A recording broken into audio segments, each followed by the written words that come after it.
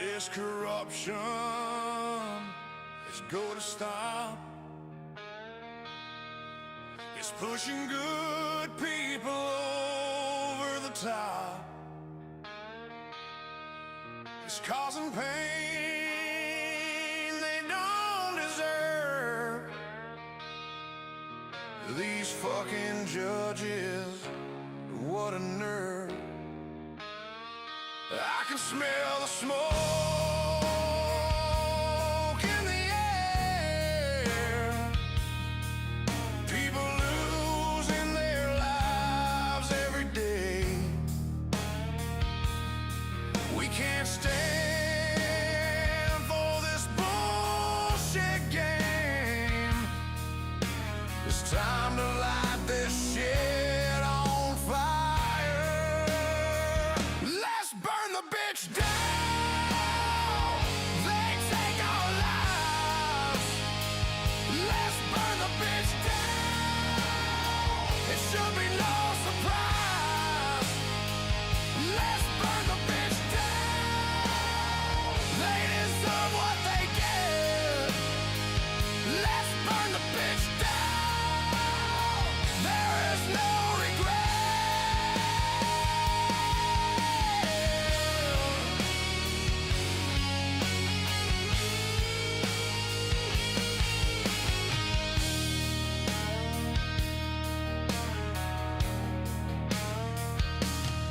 They're taking kids, ruining their future,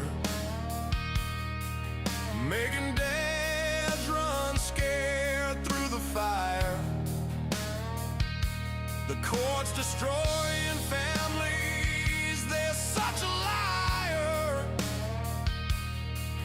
When the days turn into the nights, they give up, they have no fight. When you break the man, you take his soul. When you take his child, consider yourself told. Let's burn the bitch down. They cause our pain. Let's burn the bitch down.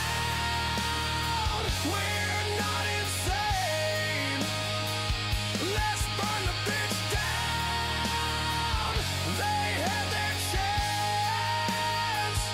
Let's burn the bitch down. We show our stance.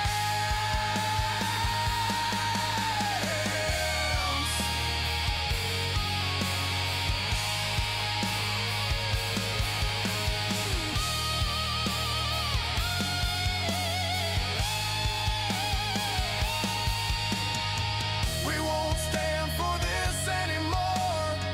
Here I am, let's settle the score. I don't wanna bust your balls. Your honor, you need to fall. You lie almost every day. Pissed off parents are on their way. You can get away with this anymore. I'm scared when they pound on the door. You think this is a joke? You'll know better when you smell the smoke. We won't stand for this anymore. We are parents headed to war. Let's burn the bitch down. Whoa. Let's burn the bitch down. Whoa. Let's burn the bitch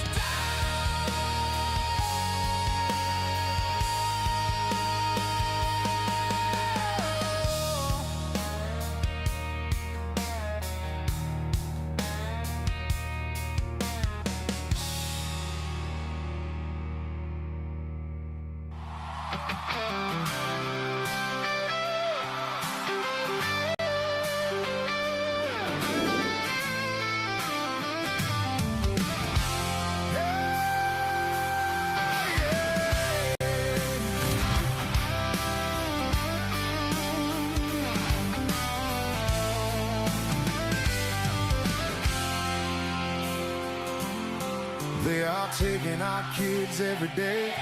A child a minute, no one has a thing to say for those who have been isolated. Don't be worried, you have a voice today. So listen up, everyone, here is the story. Child Protective Services is real. CPS is what they call it. They want our kids because it fills a lot of people's wallets. We all think it won't be us. We say when they come, we will be so tough. It all sounds good when there's no one to take them. But when they come, your voice gets to breaking. Stay calm, step away. CPS ain't taking no one today. We are educated. Stay calm, step away. CPS, you need to leave. I know the tricks up your sleeves. You can't do what you're trying to do. We have done our homework. Don't do a damn thing without a warrant. You will no longer will steal our kids this way.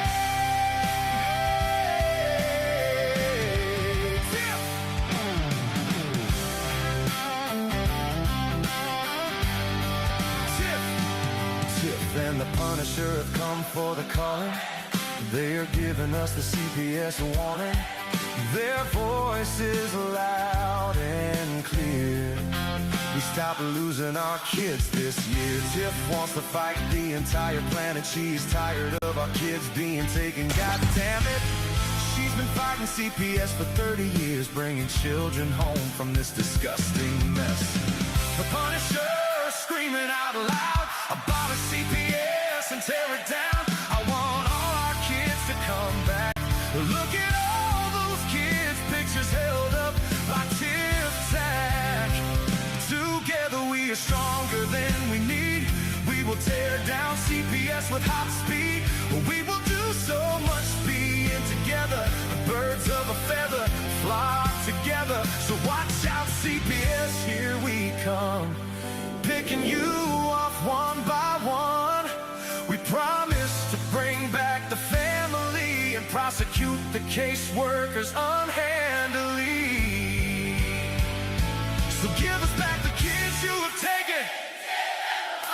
Sending you all on a vacation. The one with bars in the windows and the only games you play are on Nintendos. Corruption in courts, here we come. We won't stop until it's done. Your judges need to learn what you stand for. This is Tiff and the Punisher Warrior.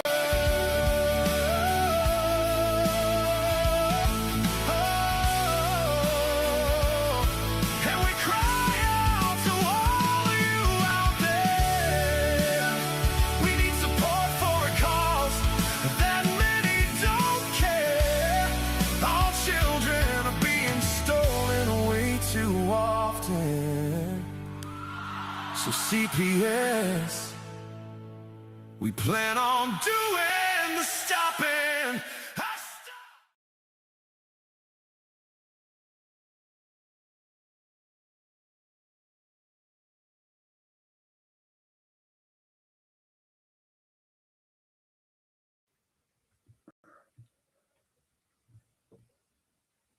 Ah, there I am. Hey, Tiff. Hey. What's happening? Well, I'm on it. So I mailed out my demand letter for the review of records and a closure letter.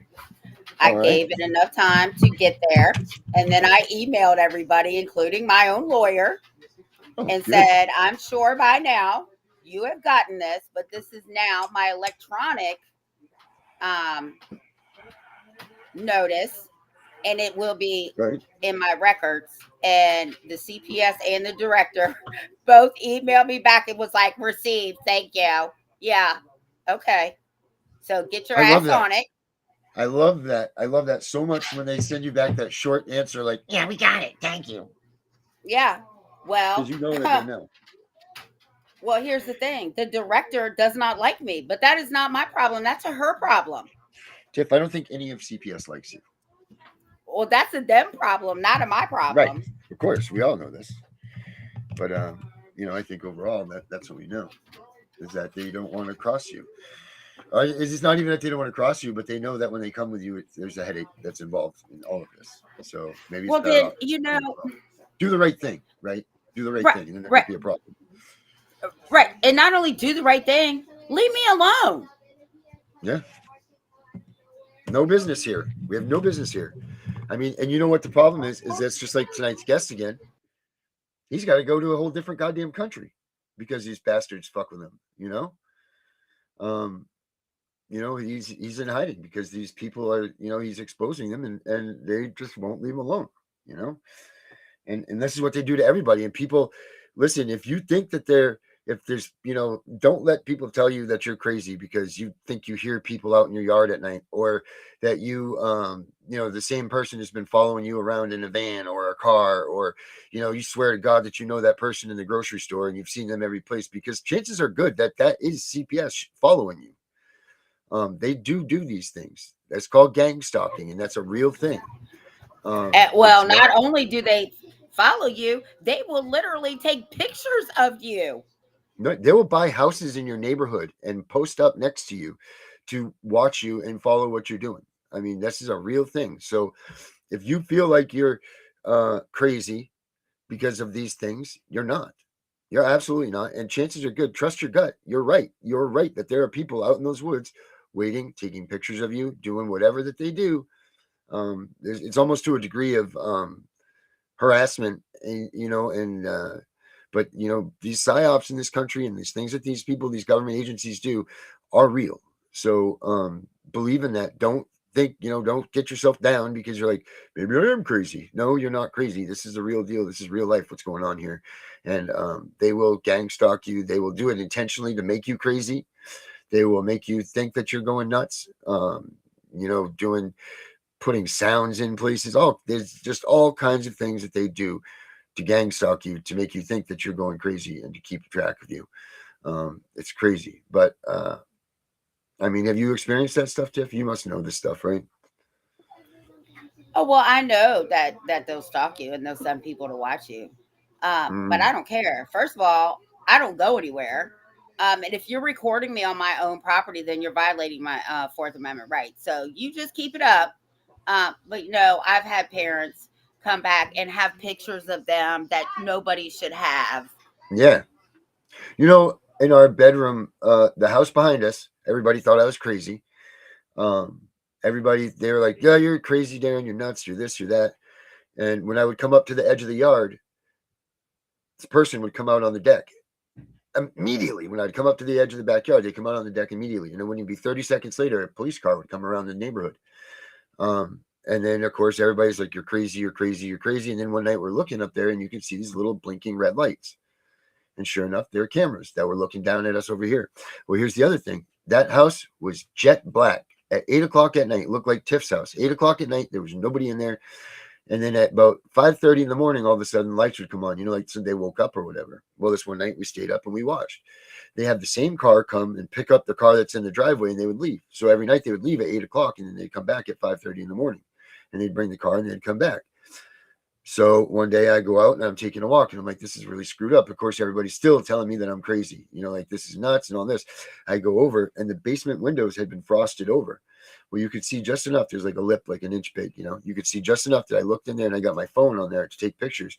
And what was in there? Just like you see on TV, the hanging pictures of everybody that comes to our yard, everybody that came to our house had their pictures on that wall.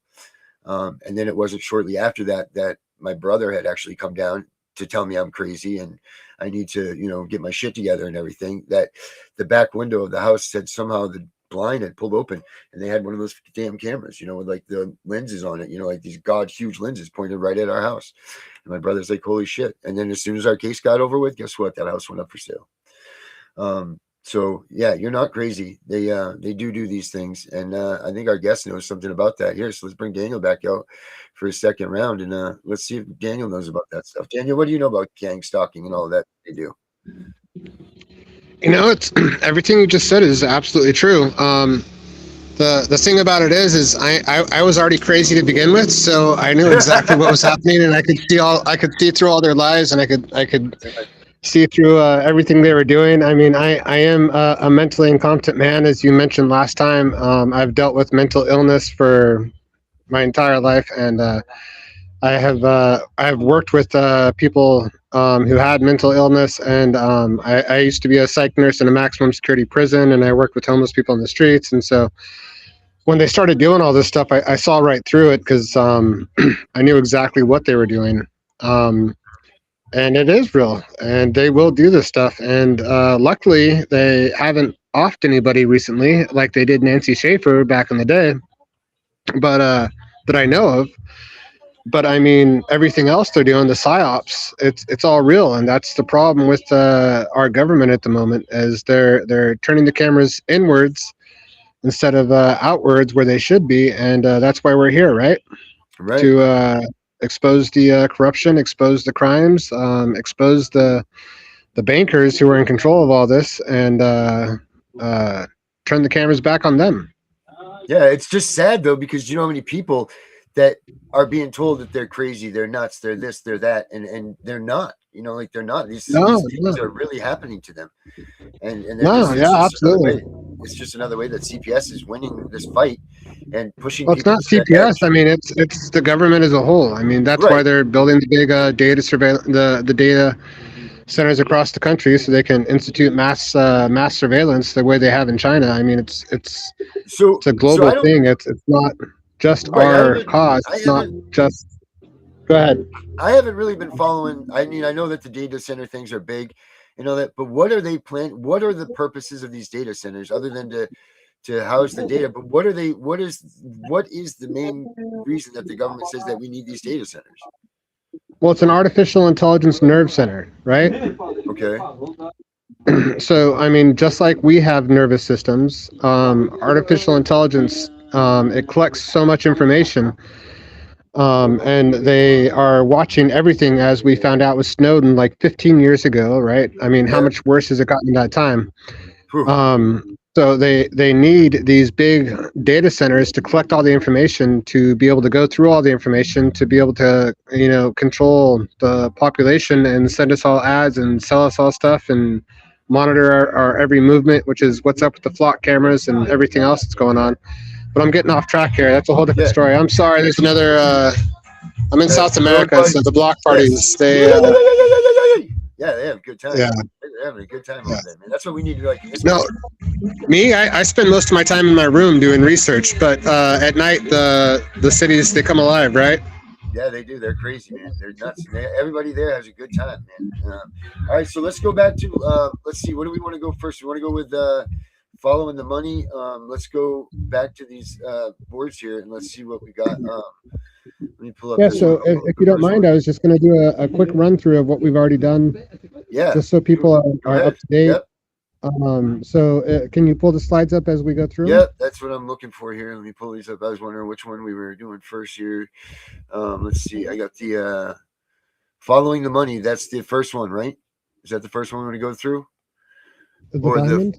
We got the following the money with the house looking like place, and then we got the following the money diamond. So the diamond is first. Okay, let's look at the diamond. Here we go. Diamond is up. There it is. We'll make it bigger here. Okay, here we go. All right. There you go. So what I'm trying to expose with all this is, I mean, it has nothing to do with the law. And so every time I hear somebody argue the law in a family court case, I mean, it almost infuriates me because it has nothing to do with the law. It has to do with money and bankers. And if you look at this diamond, I mean, it starts down at the family court, and then it has all these different levels of federal, state, local, county funding that goes up to the controlled at the university level, which is a subrecipient that where all the committees are held. Yeah. And then from there, the money flows into bank accounts and trust funds, which are controlled by what they call community foundation trusts, which there's 1,100 of them across the country. One in every major city, as many as 30 or 40 in every major state, and at least one in every small state. And all these trust funds are controlled by the CEOs of each major bank in each major city or each state. And these CEOs of these banks and these community trusts, they control as many as, in some cases, 2,000 or 3,000 nonprofit organizations that control the courts. And the CEOs of the banks, they use to elect the politicians, elect the judges, and then control the entire system. Now, how do these people get placed in those positions? So these people are placed in these positions depending on who they know. So if you look at the various organizations, like in Hawaii, where I come from, the CEO of the largest bank who controls the foundation, he's actually on multiple different boards of directors of different court-related nonprofit organizations, such as Catholic Charities. He was on that board. He was on the board of Child and Family Services. And then the other CEOs of the other banks, they were also on the boards of other court-appointed nonprofit organizations that the court uses. And if it's not the CEOs of the banks themselves, then it's their family members, their wives, their brothers, their sisters, or it's the judges themselves, which is a complete and total conflict of interest. So it's the people. Yeah, they built the system and then they run the system, and all this, these billions of dollars, as much as like $5 billion per small state like Hawaii, flows out of our pockets and out of the pockets of taxpayers, and then back into their nonprofit organizations that they control, and into their banks that they're the CEO of, where they get kickbacks again. Yep. How many judges? So judges are on multiple panels, I've noticed, right? Like they're on all these different judicial watch committees. They're on every one of these type panels, like you're just saying. And that's wrong for them to be involved in so many of these groups, right? They should just be a judge at the bench. That's it. That's true. But the big difference and the key difference here is those judges being on the boards of nonprofits, that's against the law. That's against federal law. That's against even state law. And that's against our constitutional rights, because the judges, it's a conflict of interest for them to control a nonprofit organization that has its citizens go in front of that judge and then also get sent to those nonprofit organizations that they control. That's a violation of every law there is, and so it's a RICO act. I mean, it's a RICO situation, and it's a wire fraud situation, and that's completely illegal. But we're seeing it happen everywhere. Yeah, which is what do we do about those things when we see judges out there doing that? What's the right remedy for that? Well, we got to remove them from the nonprofit organizations for one. We got to remove their family members from the nonprofit organizations. In my specific case, my judge, he sent me to a nonprofit organization, a mediation group that his wife was a director of, which is just absolutely crazy. Talk about a conflict of interest. Right. And then, of course, they answered to the Community Foundation Trust, the bankers at the top, who, I mean, eventually built them more nonprofit organizations that they used to defraud the federal government to bring, our taxpayer dollars into their nonprofit organizations by violating our rights, by creating statistics out of us, and by forcing us to go to these, domestic violence or mediation groups or, child evaluators that we didn't need to go to. Also, that way they can get more federal grant funding by defrauding the government. Yeah. So, I mean, we just got to put a stop to it, which is slide 5. Slide 5, yeah. That's the. But we were going to go. I know I don't want to jump ahead on that. We just kind of walked into that conversation there. Do you want to move on to the next the next slide? Yeah, absolutely. See, that's why I get so upset when I hear people arguing about the law, because it has nothing to do with the law whatsoever. I don't care if it's the Constitution, if it's state law, if it's federal law, if it's American with Disability Act. It has nothing to do with the law. These judges are so blatantly breaking the law that, I mean, it doesn't matter if you're talking about the best interest of the child, if you're talking about the Fourth Amendment of the Constitution and illegally stealing your children. It has nothing to do with any of that. It's these bankers who are purposely breaking the law in order to defraud the federal government.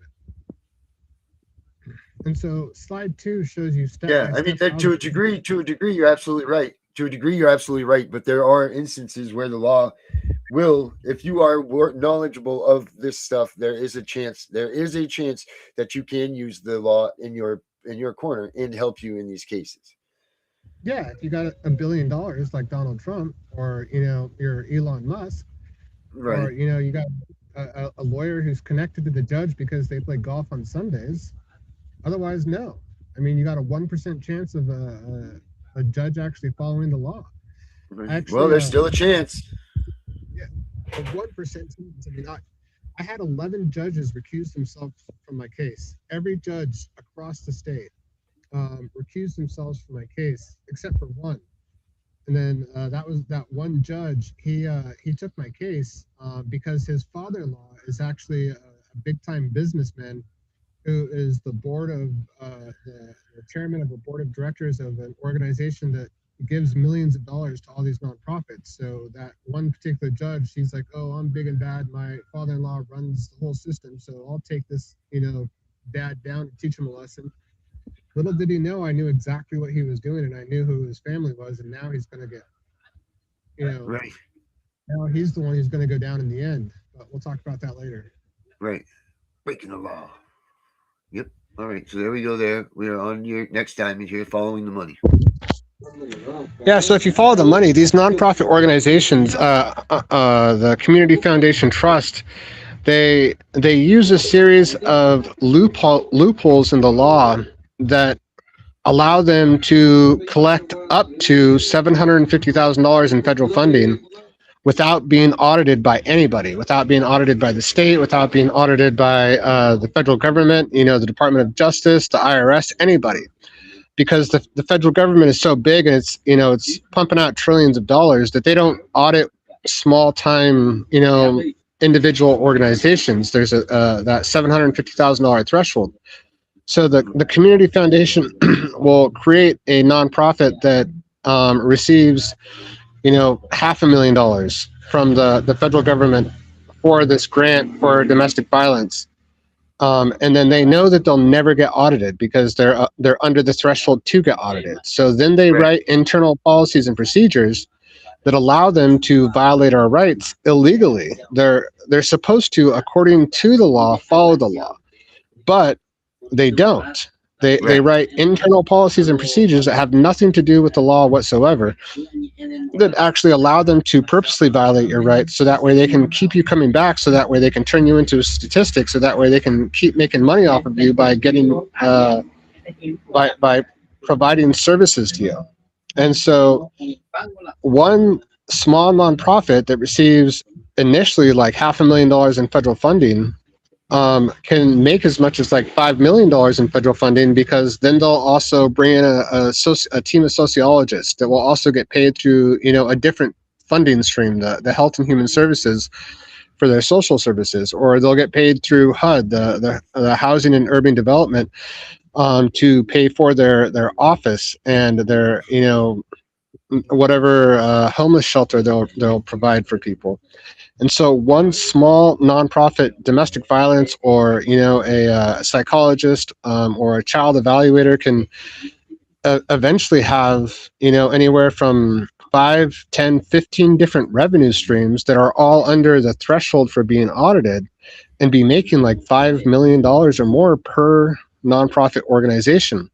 And so then what the Community Foundation Trust does, the bankers, they create 1,000 of these small individual organizations that 1,000 times $5 million, you're talking about like $5 billion Right. that they're defrauding the federal government out of by violating our rights and by purposely taking our children and by, scratching each other's backs and just passing us from nonprofit to nonprofit so that way they can keep making more and more money while we get screwed and while they steal our children.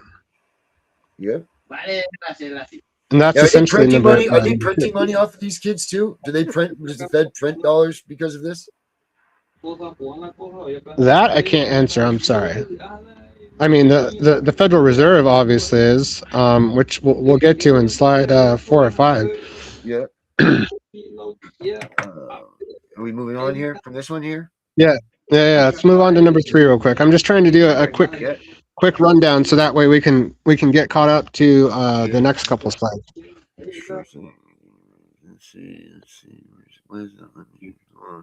If you have any questions, let me know. Yeah.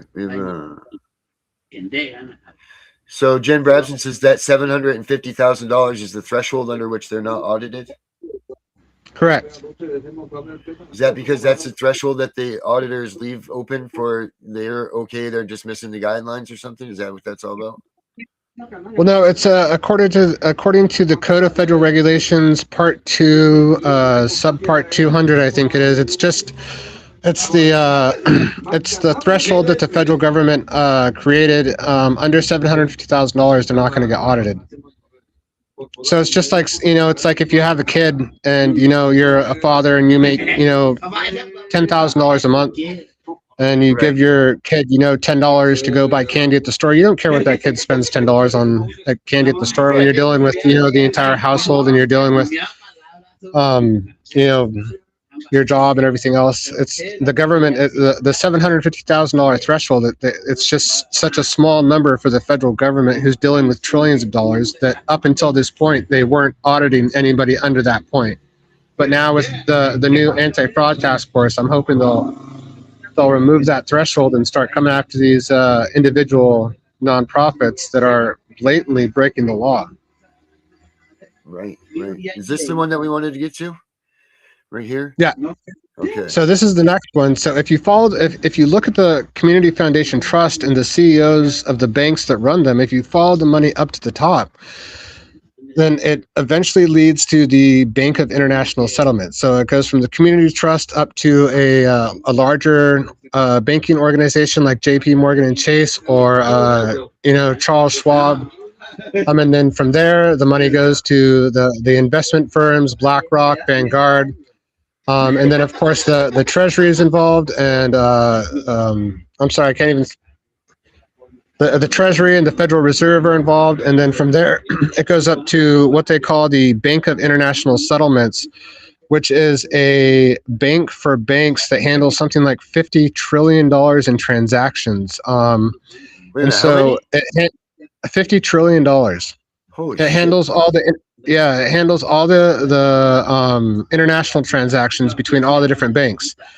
So when you go to sleep at night, this bank, the Bank of International Settlements, it's handling all the money that's flowing back and forth around the world, making sure that those banks are processing payments correctly, making sure that one country has enough money to send to another country. So this Bank of International Settlements, it's a bank for banks run by the different, I think 69 different Federal Reserves for 69 different countries, and it's an unappointed, unelected body of officials that control the entire world's currency. And these unelected officials, I'm sorry, forgive me. They vote by majority where the world's money is going to go. They control the world's monetary policy. And so these people, they'll say like, okay, Nigeria needs more money, so that way we can, withdraw more oil from the Nigerian oil fields. So we'll take more money from the United States and we'll send it to Nigeria, so that way we can develop their oil fields. so we can make more money for the world economy. And the thing about this is none of these people at the Bank of International Settlements follow any one country's constitution or any one country's federal laws. Right. And so when this bank is making decisions for the entire world about where money is going and how it's going to different places, it's not following the Constitution about whether, our children should be stolen in family court. They could care less. It's not following the Constitution about, well, what does President Trump say, or, President Biden, whoever was president at the time, say about this fiscal policy? And if you notice, the U.S. Supreme Court, that's the one area where they've rebuked President Trump. They wouldn't let him touch the money with the Federal Reserve or remove the Federal Reserve chairmen, because the money is not controlled by Americans. It's not controlled by the Federal Reserve. It's not controlled by the Treasury. It's not controlled by the president. It's controlled by the Bank of International Settlements.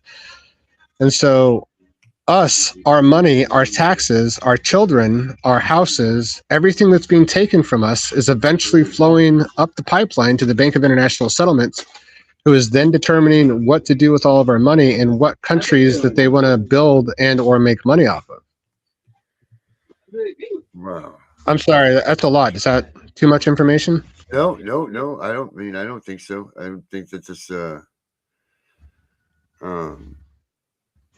it's just so this is why this is why I get upset when people argue the law. I'm like, it has nothing to do with the law whatsoever. I mean, it's these people that are in Switzerland that are deciding what our laws are by controlling these banks that control the community foundations, that control 2 million nonprofits across our country, that write the laws, that elect the politicians, that elect the judges, that determine our future. Our future is in the hands of these bankers in Switzerland that nobody really knows anything about, that's not elected, that has that has complete control over our finances, that answers to nobody except for the billionaires and their nonprofit organizations, which is the next slide.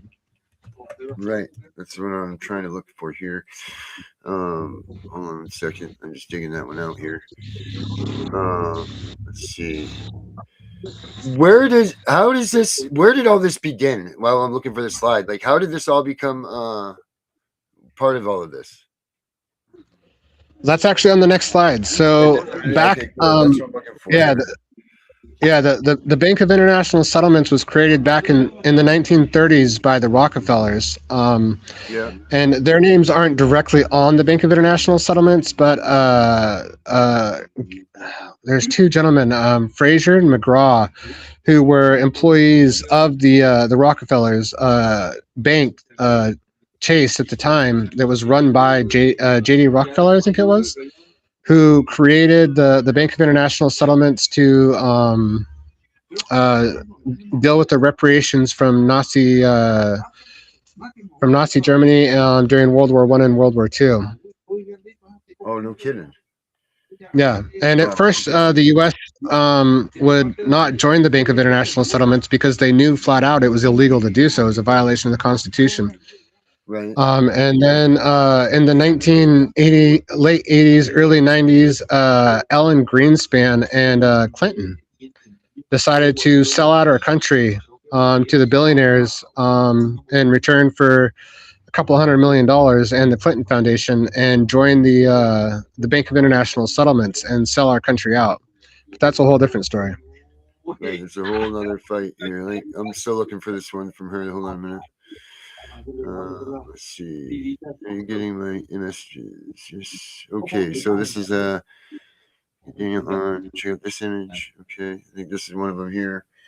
Download this one.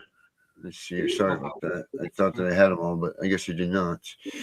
Let's see here. This one is the $50 trillion worldwide repo fraud scheme one. We already have that one, correct? That's the next one. That's the next one. Okay, so I can share that right here. This way, share screen. Boom, there we go. Share. All right. Then is this one here? Maximize. There we go. All right, that's this one, right? That's that one's all right. Correct. So if you look at who controls the Bank of International Settlements, they say that it's the federal reserves of each country, correct? Yeah. But with that said, who controls the Federal Reserves? And so if you follow the money even further past the Bank of International Settlements, what you come to is a group of nonprofit organizations run by the Rockefellers, run by the Rothschilds, run by the Clinton Global Initiative, run by the banks that they all run, JP Morgan Chase and BlackRock and Vanguard. And Yeah. so if you look at this, the top line, I'm sorry, it's really small on Yeah, my screen. I'm on a really Yeah, old it's, phone. But if yeah. you look at that top row, that group of banks, investment companies, and nonprofit organizations, every single one of them has individuals from various federal reserves that are on their board of directors. They have various people from the CIA itself Right. on the board of directors. They have people that are former presidents of former countries. The former prime minister of the UK, the former president of a South American country that I was recently in. And if you look at the World Economic Forum, that's even bigger. I mean, they have the president for the European Central Bank on their board of directors. Wow. And so, yeah, and I mean, it's ridiculous. So all these people that control the central banks of the various countries, the actual like presidents of the central bank, the former members of the Federal Reserve, New York Federal Reserve and other Federal Reserves, they're on the board of directors of all these companies. And so these billionaires that control the world, they just call up their board member, the president of the European Central Bank, and they say, okay, we'll have these 10 European central banks vote to take America's money and send it to Nigeria or send it to whatever country they decide they want to invest on. And what it comes down to is essentially these billionaires at the top, they're using wealth from first world countries like America to invest in third world countries and start wars and then rebuild those countries. And when they do that, they channel all the money through the Bank of International Settlements down through the World Bank and through the International Monetary Fund and through the International Bank for Reconstruction and Development. And they channel the money into their own companies and into their own nonprofits. So you start out at the bottom at family court. Sorry, one moment. Yeah.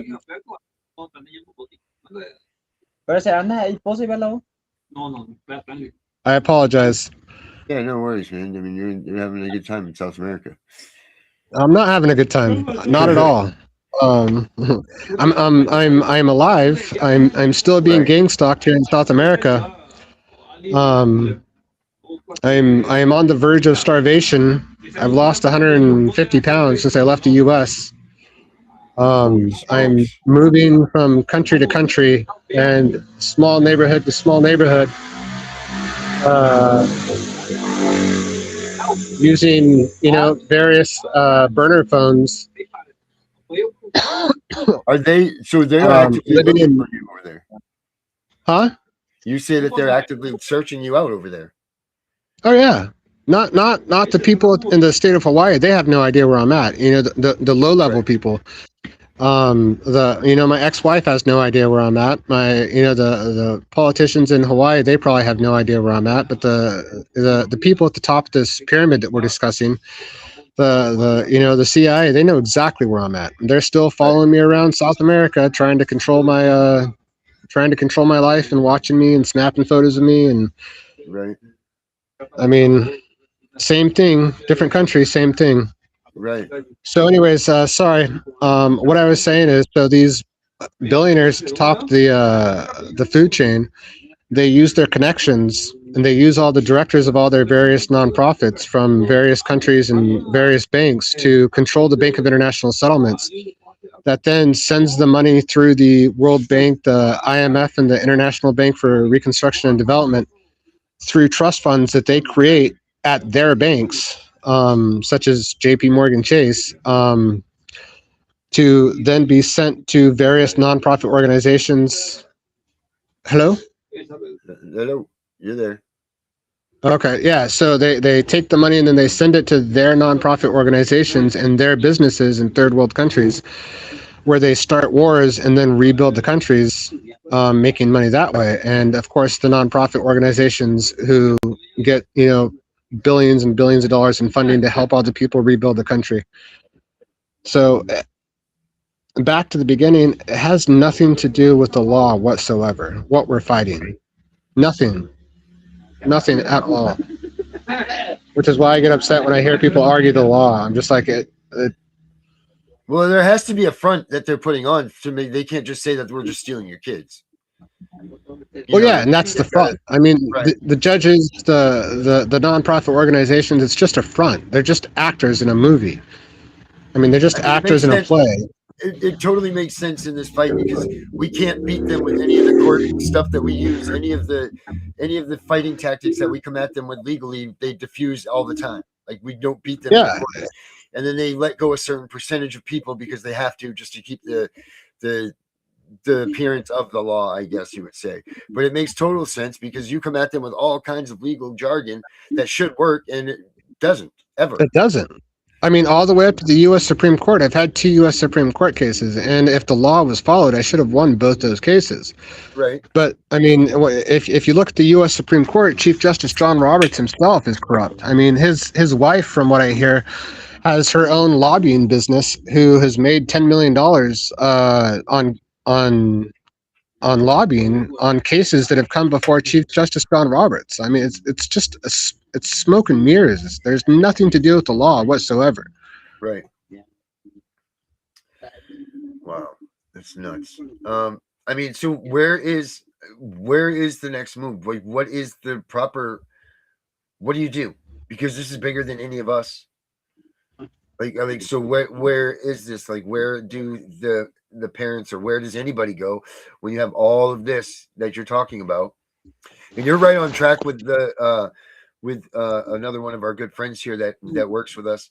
I want to try to see if I can get you guys in touch with each other, because he's this is his alley too. I strongly suggest you look up Fostering Reality on YouTube and check out his work, because you're going to find that there's a ton of similarities here, and you're really going to dig what he's doing. He's a good friend of ours. But what do we do as an American public, as people, as parents, and all of this? What's our move? So that's the next slide. Okay, let me find that one. I don't know if Jen sent me that one yet or not. Let me see, 'cause I don't see. Let me look up here. Hold on 1 second here. Jen. How do we fight back? That was the next one. one. Yeah. Okay, so I do have that one. Okay, so that one is right here. Image, share image. How to fight back. There we go. Open.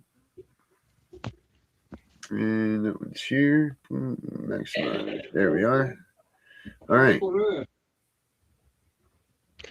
I'm trying to make my screen bigger so that way I can. Yeah, I think that's as much as I thought I could maybe zoom in on this one, but I can't. No. You're good. I'm just trying to make my screen bigger on my phone so that way I can see it a little better. Hold on 1 second. Sure. Sorry. Maybe if I do this here. So, yeah. So you have one of them up right now? Yeah. I Sorry, I'm messing with my I'm messing with my phone so I can. My glasses are like 3 years old, so I have trouble seeing small things. Yeah, I have the How to Fight Back one, and it says expose, connect, hold accountable, expose the corruption, contract individuals in. Let's see. Let me pull it up here. Let me pull up the regular one. Share text. No, that's good. My phone is frozen at the moment, so I okay. I just totally screwed myself a little bit. No. There we go. It's back. So if you want to go through the boxes for me, box one, I can. Yeah, expose the corruption is box one. So can you refresh my memory a little bit? Sure can. Hold on. Let me pull it back up myself here. Let me see here. Let's see. Image. I do this. So there's a series of steps that I've taken to fight back. Yeah. Oh, hold on. And ultimately it led to, after 11 different judges recused themselves from my case, the 12th judge finally followed the law. And I'm not gonna name her and get her involved in this because she did follow the law, and since she followed the law, I'm gonna leave her out of it. So then sometimes the law does work in these cases. You know, I had to leave the country and do things that I'm not going to mention on YouTube, and protest in ways that nobody's ever protested before in order to get them to follow the law. But yeah, after a year and a half of me putting my life at risk and doing things that no man should have to do to hold these people accountable, eventually they followed the law. But it came with a price. It came with the price. And I mean, yeah, and I'm no longer gonna partake in that system because the price they made me pay. Right. But if you want to go through the first one, so for yeah, me it says first Google all the people, lawyers, judges, and all organizations that have interest in your lives or cases. Then it says correct. So okay, go ahead. I'm sorry about the noise. So what I did, the first thing I did is, I mean, like I've actually spent 20 years researching the corruption in these banks around the world, which is why I know what I'm talking about, because I've seen all this stuff in action in other countries and in our own country, and I've connected the dots using tax documents, and I've connected dots using SEC filings, and I've actually been able to put together all this fraud after a lot of hardship and a lot of research. So when I came into the court system, the very first thing I did was start looking for those dots and those connections. And I Googled every single person who came against me or was going to come against me or had the potential to come against me, whether it was the judge, my ex's lawyer, a potential gal, the clerk. I mean, I knew everything about every single person. And not just them. I didn't just Google them. I Googled their families. I Googled their organizations that they're a part of. I could tell you their life story before I even went into the courtroom for my first hearing about every single person.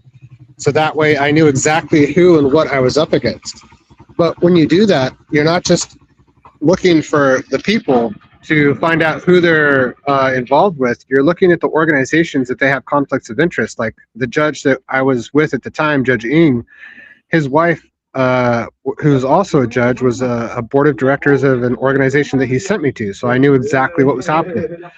And then you Google their real estate transactions as well, and you find out that they're also involved in the real estate of the nonprofit organizations. And then you find their trust, and you find out, oh, well, these trust funds are involved in some shady stuff as well, with other various organizations. And so the very first thing I do when I come up against a judge or anybody in family court is I find out everything I can about them. I stop studying the law. I mean, it's good to know the law. You need to know your rights.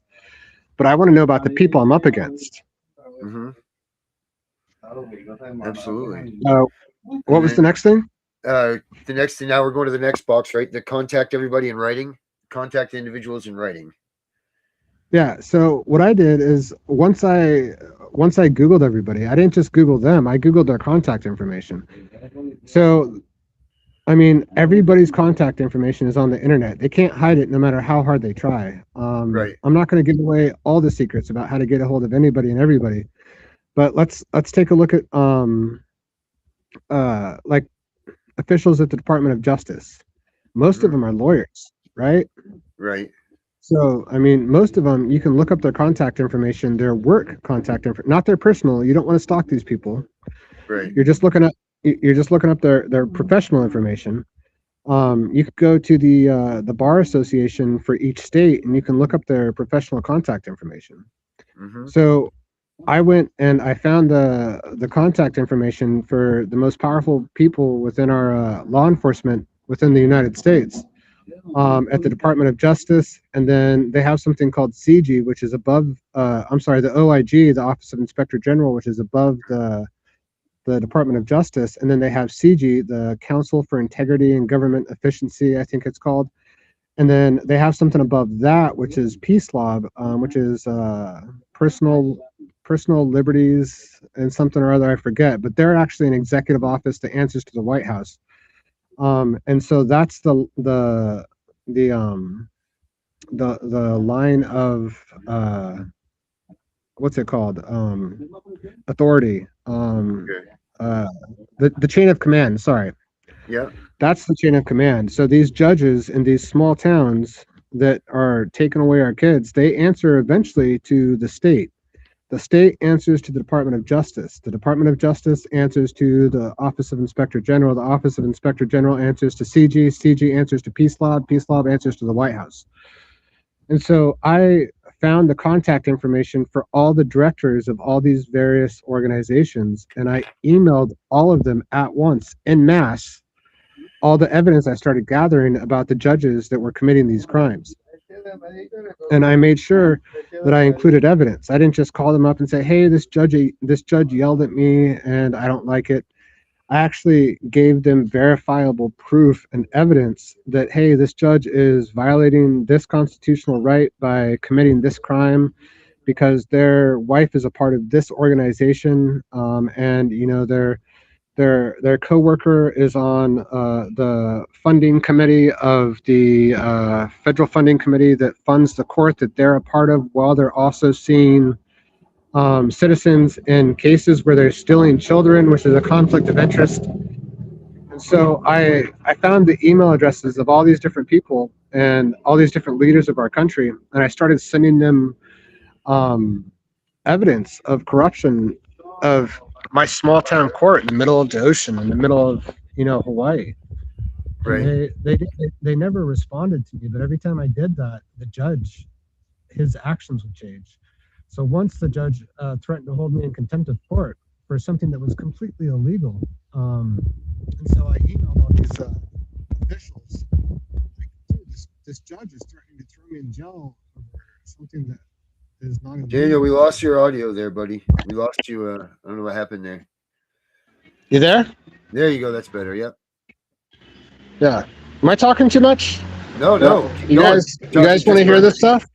Yeah, well, we're listening, so go away, my man. Do it up. I'm writing down. Yeah, so like once the judge threatened to hold me in contempt for something that wasn't illegal and that was something that was stupid, and he was just trying to control me and put me in my place.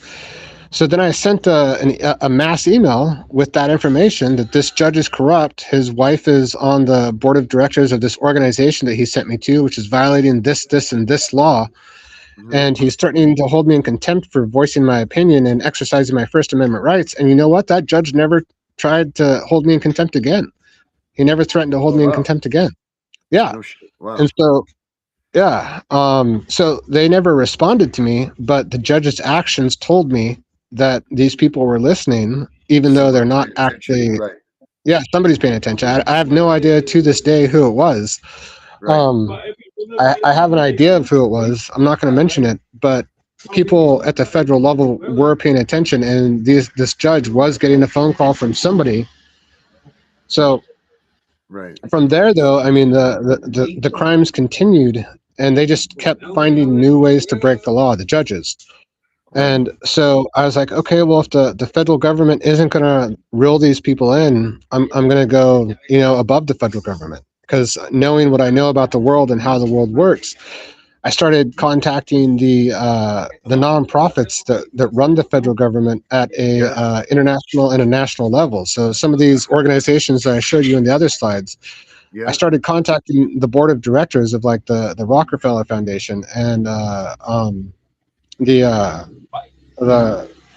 what was it? The Rockefeller Foundation. I contacted. Yeah. It's good to meet you. Mucho gusto. Right. Yeah, mañana. Mañana, cinco media. Si Dios quiere. Sí. Estamos. Gracias. Sorry, lo siento. I'm sorry. I forget what. I'm So we're on sorry. the Community Foundation and Trust, nonprofit organizations they fund and run, elite bankers and billionaires, their lawyers. Expand your outreach. Yeah, so I started when they kept breaking the law, in spite of me emailing the Department of Justice and all their chain of command, and then I started emailing the CEOs and the directors of these international nonprofit organizations that actually run the government. And so then I started getting a different response, and I started going up the chain of command using this graph, because essentially what I'm giving you is a chart of how the world works. Right. So I started using my knowledge that I have from doing 20 years of research on all this to try and make changes within the system. And changes kept being made, but they were being made on small incremental levels that weren't actually making a big enough change to make a difference. But you could see the change. I could see the change. Right. But I mean, here I am in a South American country without my kids, still being gang stalked. Right. Because I decided to tell the truth. Right.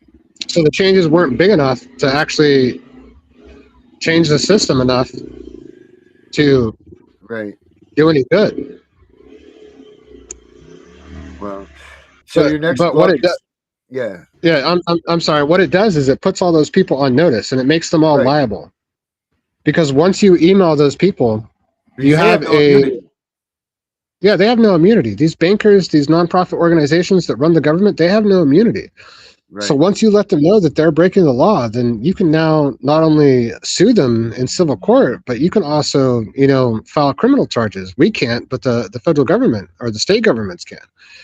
And so that's why I sent out mass emails to all these people, because now they're all liable for everything that's happened to me.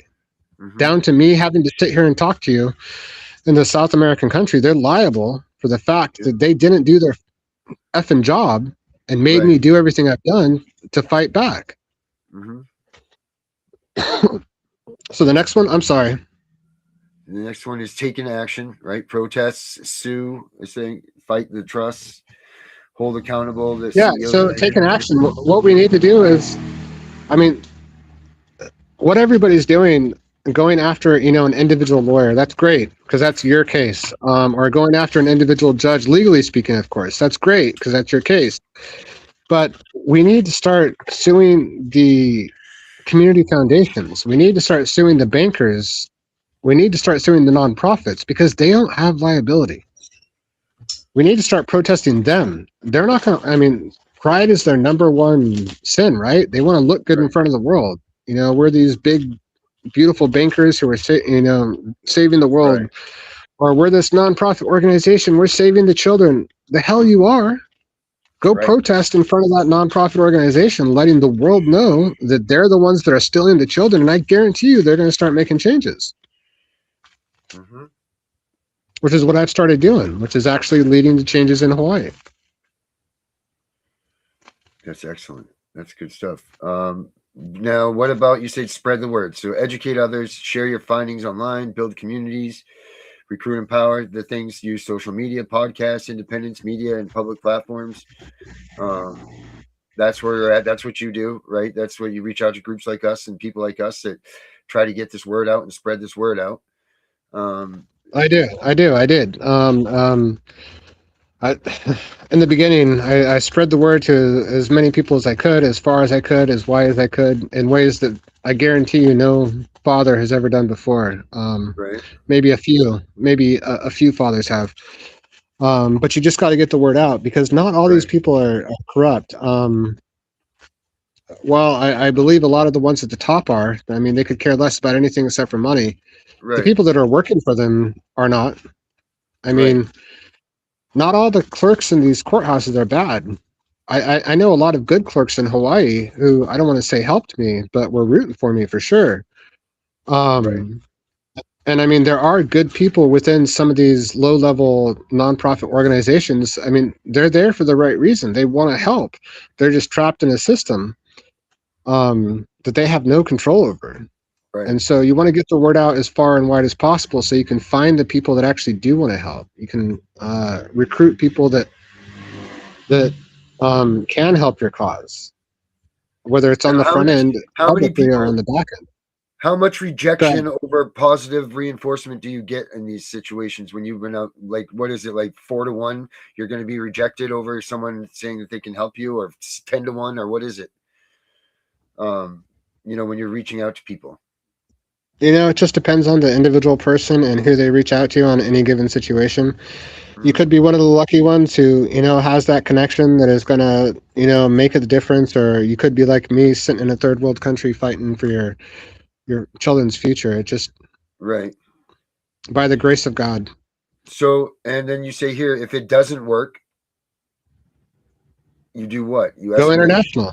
Okay. Yeah, if it doesn't work, go international. Start reaching out to human rights groups. Start reaching out to the United Nations, and start reaching out to, you know, organizations that hold the governments accountable. And I mean, a lot of them are funded by the same people, but though they have people that are there to enforce international human rights laws. So I mean, you want to get bigger and bigger and But how does bigger that work until with the you. United States? Because the United States isn't part of that children's treaty, correct? Like, so how does that work when in that situation? You know, that's something we discussed last time. It depends on which treaty you're talking about, but none of these organizations have ever represented Americans before. But now they're going to, and now they are. So that means that they have the authority to hold our politicians, our judges, our bankers accountable, because now they're acting on our behalf. So they're acting on behalf of our rights, our constitutional rights, our federal rights. Is not leaning on the international courts and the international lobbies a way of kind of promoting the New World Order, though? Don't you think of it like kind of like that? Like, how can the rest of the world tell our country what we can and can't do? Isn't that kind of promoting that type of mentality of a one world government? What it is it's holding people accountable.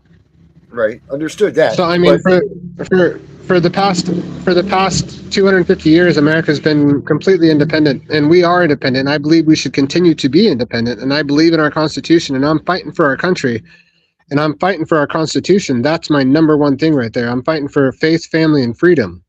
Yeah. But when you're dealing with, you know, the very top tier of people within our country who are not following the law because they're part of the quote unquote deep state, then you need to use whatever resources you have to expose them, to bring accountability to them, to make sure they're doing their job, whether that's within our country or outside of our country, right? So I'm not promoting a new world order at all.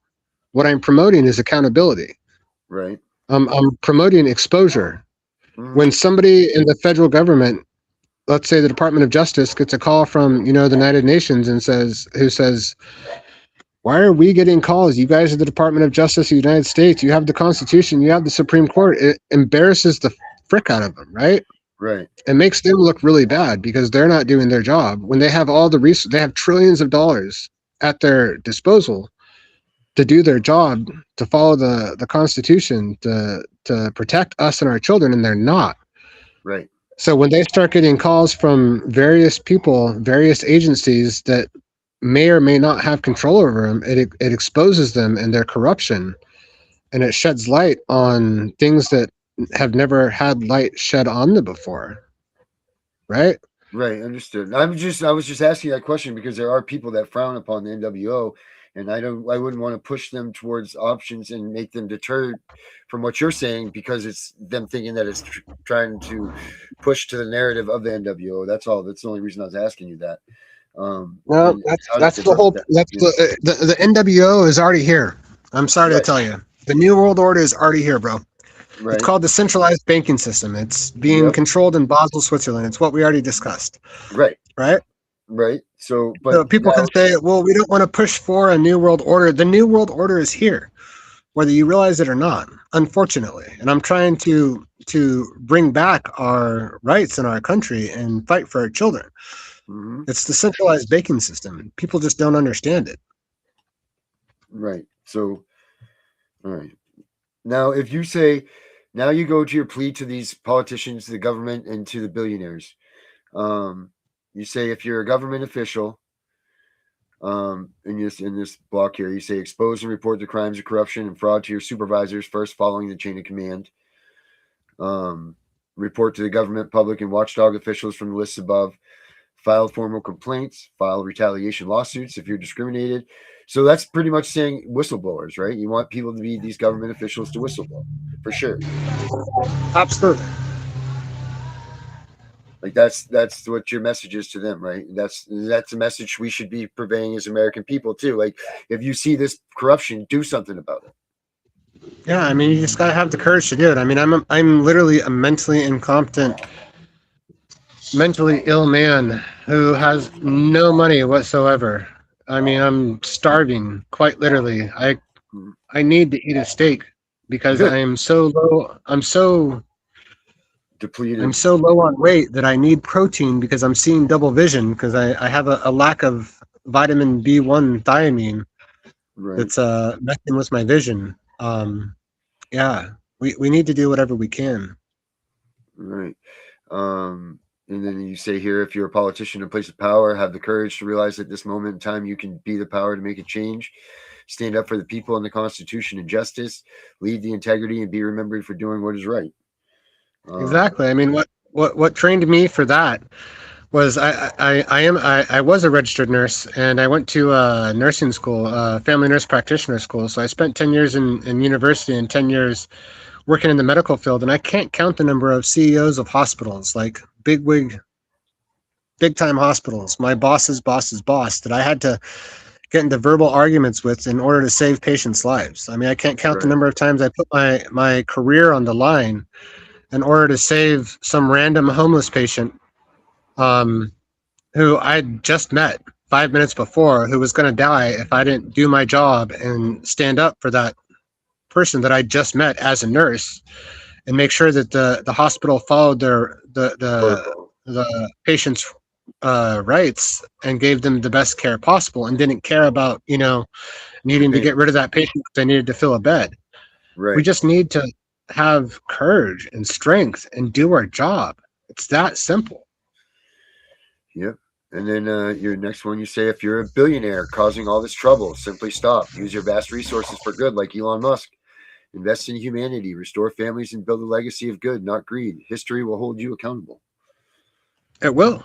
It does. I mean, so far these billionaires are trying to rewrite history. I mean, the Rockefellers are trying to portray themselves as these amazing philanthropists with their Rockefeller Foundation, instead of the fact that they're actually, responsible for starting wars and killing millions of people around the world. Right. But history eventually finds the truth, which is what's happening right now with me on this podcast and these infographics I'm putting out. I mean, people are eventually going to start holding the Rockefellers accountable. Right. Their names are put out there enough. I mean, their names are out there enough that people should start doing something about it. Or do you think that they would put the pressure on them enough? Like everybody's talking about it. The buzz is that, of all of this stuff, of them controlling the narrative, to controlling our education, to controlling our food sources, to controlling all this stuff. You would think that eventually people have got to start saying something, but are they going to? That's the next question. I think they are. And honestly, I mean, I shouldn't even say this, but I think the Rockefellers are trying to change. I mean, as a person who spends a lot of time in the world, traveling the world, I'm seeing a lot of changes, like with Venezuela. President Trump, I know that's a hot topic. I don't want to start talking about, politics here. But instead of, sending the military into Venezuela and destroying the entire country and rebuilding it, they went in and they got Maduro and they left. And, they didn't kill 1 million Venezuelans doing what they wanted to do. And so I think that is people at the top, like the Rockefellers, starting to make changes and starting to see the error of their ways. And I think it's because of, Elon Musk and Twitter, or X. I'm sorry, free speech. I think they can't control the internet the way they would like to use it to control the narrative the way they used to be able to with the legacy media, ABC, NBC, CBS, where we got all of our information. Now the internet is providing us a voice that the bigwigs can't completely control, as evidenced by our conversation right now. And so I think they are starting to try and do better and make changes. But I mean, they're not making changes in the family court system. And you asked me that 30 million number I got last time we spoke. The U.S. Census. The U.S. Census estimates that there's 22 million children in single-family homes, and we all know from our experience that every single one of those children is in some type of family court situation, dependency court situation, foster care situation, whatever the case may be. So, I mean, multiply that, all the peripherals, you're talking 30+ million people. Yeah, that's it. And this is what I don't understand is this group has so many people affected by this that I can't believe that all of us can't unite under one cause and we could change the complete narrative of history because there's so many of us that are affected. Yeah, no, we can. We just need to start going after the right people. We just, legally speaking, of course. Right. We need to start holding the right people accountable. We've learned from 50 years of family court that we can't do anything against the judges or the gals or the lawyers because they have immunity, so to speak, which is a bunch of crap because according to U.S. Supreme Court, they don't have immunity because they're breaking the law. Per Shower v. Rhodes, I think it was. But the point is the government is the force field that these billionaires are using to protect themselves from accountability. And we just need to skip that step altogether and start legally holding these billionaires and their nonprofit organizations accountable where they have no immunity and where they are completely open to criminal liability and civil liability. Right. That's what we all keep trying to say. Every one of us that are here, that are on the Tiff and Punisher show, everybody that's in our podcast, everybody, we're all trying to get this unity thing. And it seems like we all get stuck up on this. Narrative of trying to fight amongst each other. And that's too bad because we're all trying to fight for the same damn thing. We're just not getting there right. We're not. Which is why I've supported every single group that I've come across. And I mean, some of them have disagreed with me and some of them have asked me to leave their groups because I'm too uncontrollable when it comes to my worldviews and what I'm trying to do here. But I've supported every single group. The Pro Se Dad Facebook groups, Dave Weigel, Fraud Family Court Warrior Fraud Project. I know he's kind of controversial right now, but I still supported what he was trying to do. Mm-hmm. Various other I support you and what you're trying to do, get the word out. I support everybody. But at the same time, I'm also getting the word out that there's more that we need to do. We need to stop looking at what's directly in front of us and look at the big picture and start legally holding the correct people accountable if we're going to make change. How do us simple people get to the Rothschilds and to the big, to the Bilderberg groups and things like that? How do we go about that way of reaching out to those people and be the voice to those, the select few that control us? What are means that we can do that? What I've been doing. Right. I can't reveal everything I'm doing. Right. I'm being recorded. Right. Understood. There's a lot of stuff I just can't talk about. All right. Now, what about you, Daniel? What can we do for you? You have a Cash App? Do you have a Venmo? Do you have anything that people can send you something? I know you're saying you need a steak and you need that and you're depleted. I'm going to send you a few bucks. How can we get you some money? My thank you so much for saying that. I can take any money I can get. At the moment living off about $1.50 a day for food. Right. So what can we do to get even in a South American country, it doesn't go very far. My mother has agreed to allow me to have people send her money through her Zelle account if people have Zelle. Okay. And then she'll wire it to me through Western Union or some other way. Okay. if not, if you're willing, I don't know if you are or not. If people can send you money and then you can send me the money through Western Union, that would be fine with me too. I'd appreciate that. I can do that. Yeah, because I'm fighting these bankers. I was just recently debanked. I lost my bank account about 2 weeks ago. Yeah. So I've had a really rough time these past 2 or 3 weeks, not being able to get money to survive. Right. So we can talk. Let's stay on after the show. I can get your Western Union information and everything from you. But if you guys want to send Daniel some money, you can send it to me at DGENP. I'll put it up on the thing right here for Cash App. And I can make sure that Daniel can get some money so that we can get him fed and continue on for his fights for what he's doing. I really appreciate that. Thank you. I need all the help I can get at this point. I mean, honestly, I've been too broke to buy vitamins, so that way I could, get my. Yeah, you can't fight for these people if you can't stay healthy, man. Yeah. So anything helps. $5-10 goes a long way in a South American country. Right. Well, I'm gonna send you $20. So we start there, so you know that you got 20 coming from me. So we can do we'll do that. So if anybody else wants to add to it, let's say maybe by what day is today? Wednesday. Let's say get them to me by Friday, and then Friday I'll send you a Western Union. Would that work for you? Oh, that'd be fantastic. That'd be amazing. All right. So I got one last thing I gotta say before we go. Yeah. There's a reason I've come on your show and explained everything I've explained. And I'm sorry, hold on. Yeah. There's a reason I'm making a public record of my legal fight, because in the future, when I need to do things to hold these people accountable in ways that has never been done before, if that happens, these videos are a record that I tried everything along the way. Right. To make that happen, and it didn't happen.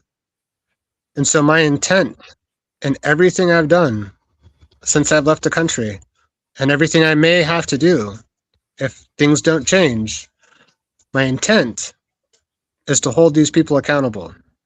Mm-hmm. That's it. My intent is never to do anything wrong or never to break any laws, not that I have, that I know of, not that I plan to. But my intent moving forward, which is very important, is to hold these people accountable. That's excellent. Tiff, you got anything you want to add to this before we close this out here? I just want you to be safe, because we all know how they can retaliate. So I just want you to be safe.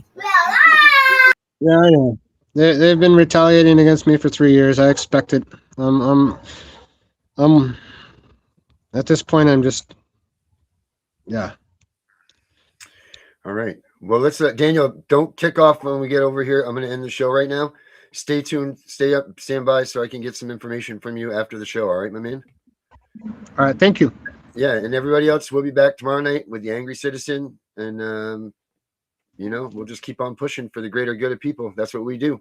So everybody have a good night. We'll catch you all tomorrow.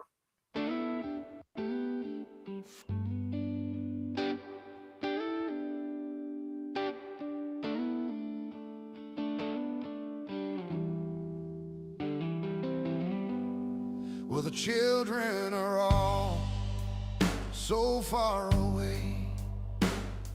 APS routine, I rough and took them today, with tears welled up in their eyes. No parents by their side. 95 kids, 96 kids taken into CPS custody during this podcast, guys. See the number right there? Ridiculous.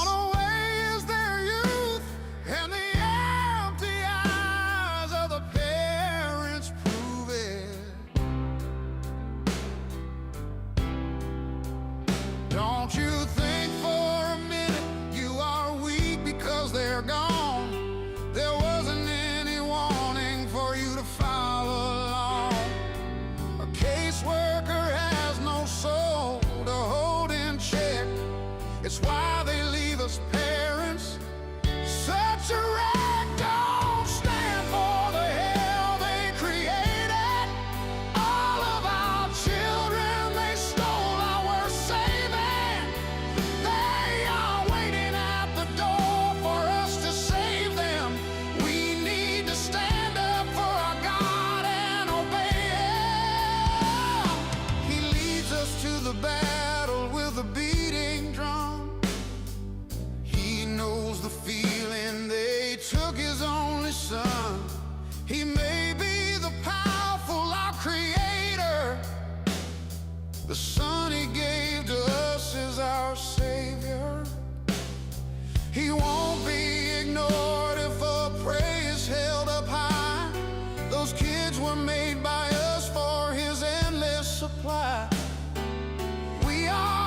protect the children at all costs. This game is not over. We have not lost. We have the power He gives us inside. We rise to the faith when it's time. You never stand by yourself. Take God off the shelf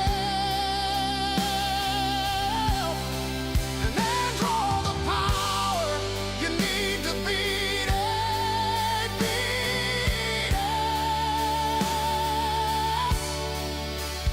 Draw the power you need to beat it, beat it.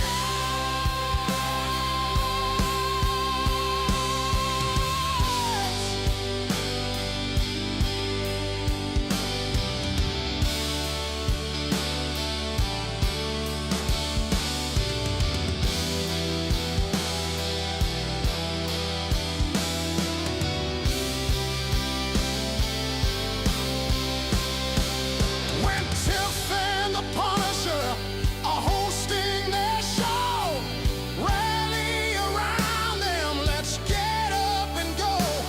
They give us the strength to fight for our rights. Tiff and the Punisher are here to give you strength. We want you to get in the fight. Your kids will never say goodnight without you in their side. As long as Tiff and the Punisher have something to say, don't give up. We are all here for your strength. Your Lord high in the sky. Tiff and the Punisher by your side. And your kids wait patiently for you to arrive. Don't give up your fight. What APS is doing isn't right. So don't waste another day. Put your broken feelings away.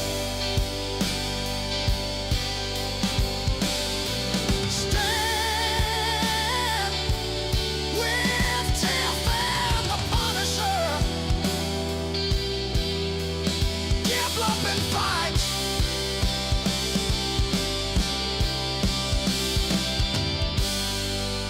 We know it's all about the money, we know they lie, we know this is corruption. Does CPS know what they are doing to the children?